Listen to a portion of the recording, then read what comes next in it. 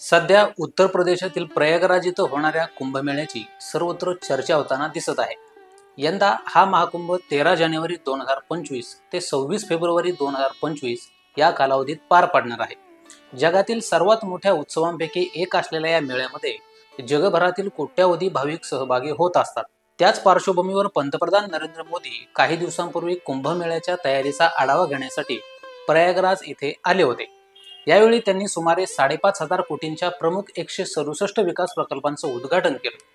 यामध्ये रस्ते, उड्डाणपूल, सांडपाणी या आणि अशा अनेक विकास कामांचा सहभाग आहे।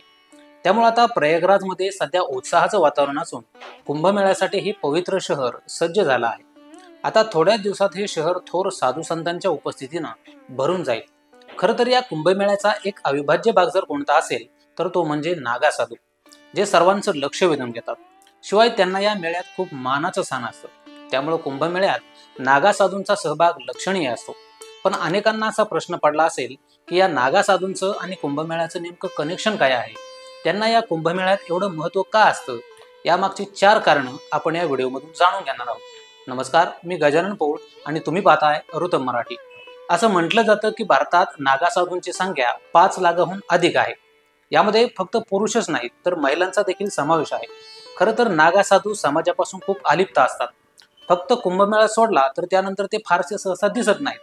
त्यामुळे कुंभमेळ्यातील या दिवसामध्ये त्यांना खूप महत्त्व असतं। वास्तविक नागा साधूंना कुंभमेळ्यात एवढं महत्त्व असण्यापाठीमागचं पहिलं कारण म्हणजे आध्यात्मिक महत्त्व।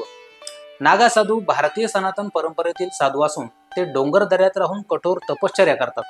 ते विरक्त आणि आध्यात्मिक साधनेचं जीवन जगत असतात। त्यामुळे नागा साधूंना हिंदू धर्मात अत्यंत आदरणीय व्यक्ती म्हणून मानलं जातं। शिवाय त्यांना त्याग आणि वैराग्याचं मूर्त स्वरूपही मानलं जातं। त्यांच्या सहभागामुळे कुंभमेळ्याचं आध्यात्मिक वातावरण वाढत असतं। त्यामुळे गेल्या कित्येक वर्षांपासून कुंभमेळा आणि नागा साधू हे समीकरण पाहायला मिळत आहे। मागचं दुसरं कारण आहे ते म्हणजे विधींमधील भूमिका। नागा साधू कुंभमेळ्यातील सर्वात महत्त्वपूर्ण विधींमध्ये विशेषतः शाही स्नानामध्ये भाग घेतात। सर्वात पहिल्यांदा स्नानाचा अधिकार नागा साधूंनाच असतो। त्यांचं शाही स्नान पार पडल्यानंतर सामान्यांना स्नानासाठी परवानगी दिली जाते। या दरम्यान काही भव्य मिरवणुकाही काढल्या जातात। या मिरवणुकांचं नेतृत्व साधू संतच करतात। त्यांच्या उपस्थितीमुळे या कार्यक्रमाला भव्यता आणि पवित्रता प्राप्त होते। त्यांचं मार्गदर्शन, शिस्त आणि अखंड भक्ती यामुळे कुंभमेळ्यात एक प्रकारची सकारात्मक ऊर्जा अनुभवायला मिळते। नागा साधूंची ही ऊर्जा लोकांना वर्षानुवर्षे प्रेरणा देत आहे। तिसरं कारण म्हणजे ऐतिहासिक आणि सांस्कृतिक प्रभाव। नागा साधू हे शतकानुशतके कुंभमेळ्याच्या इतिहासाचे अविभाज्य घटक आहेत। त्यांची उपस्थिती भारताच्या प्राचीन धार्मिक परंपरांशी खोलवर रुजलेली आहे। कुंभमेळ्यात त्यांचे अनेक आखाडे पाहायला मिळतात। शिवाय प्राचीन काळी नागा साधूंनी मंदिरं आणि देवस्थानांचं संरक्षण करण्यात महत्त्वाची भूमिका बजावली आहे। याची उदाहरणं पौराणिक कथांमधून ऐकायला मिळतात। नागा साधू बनण्याच्या प्रक्रियेला सुमारे 12 वर्ष लागतात आणि यातील शेवटची प्रक्रिया कुंभमेळ्यात आल्यावर पूर्ण होते।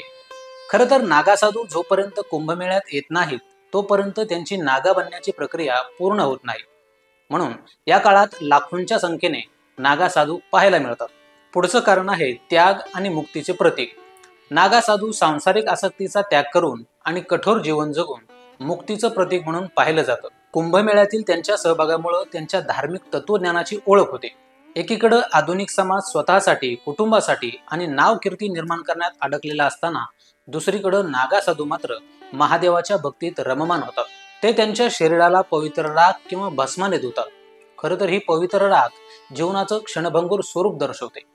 राख शरीरावर लावून हे शरीर तात्कालिक असल्याचा ते संदेश देतात, ज्यामुळे स्वतःचं खरं आत्मस्वरूप काय आहे याचा शोध घेण्यास माणूस प्रवृत्त होतो। एकूणच कुंभमेळ्यात नागा साधूंची उपस्थिती हा धार्मिक आणि सांस्कृतिक परंपरेचा भाग आहे। त्यामुळे जेव्हा जेव्हा कुंभमेळा आयोजित केला जातो तेव्हा तेव्हा नागा साधू या मेळ्यात मोठ्या संख्येने पाहायला मिळतात। तर कुंभमेळ्यात नागा साधूंना एवढं महत्त्व का असतं हे तुमच्या लक्षात आलंच असेल।